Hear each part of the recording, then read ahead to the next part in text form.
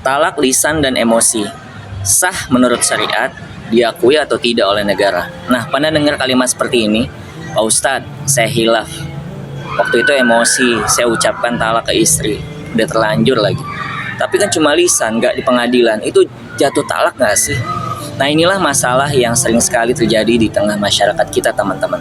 Banyak rumah tangga yang hancur bukan karena kurang cinta ya, tapi karena lisan yang lepas saat emosi itu loh, teman-teman.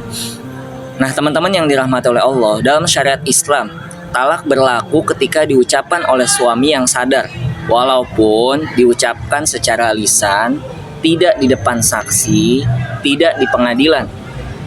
Bahkan saat marah sekalipun, selama marahnya masih sadar ya dengan apa yang diucapkan. Nah, talak itu bukan mainan, teman-teman. Rasulullah SAW mengingatkan bahwa ada perkara yang kalau diucapkan main-main tetap dihukumi serius. Dan salah satunya adalah talak. Lalu muncul pertanyaan berikutnya nih, kalau begitu kenapa negara bilang belum cerai? Ya kan?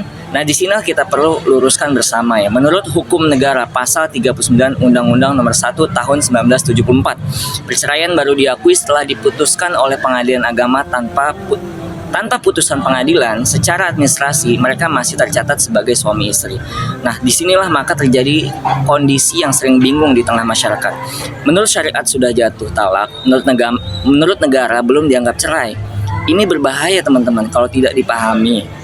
Kenapa? Karena bisa saja seseorang merasa masih suami istri padahal menurut Allah ikatan itu sudah putus, teman-teman. Akibatnya hubungan yang seharusnya halal bisa berubah menjadi tidak halal tanpa disadari, teman-teman.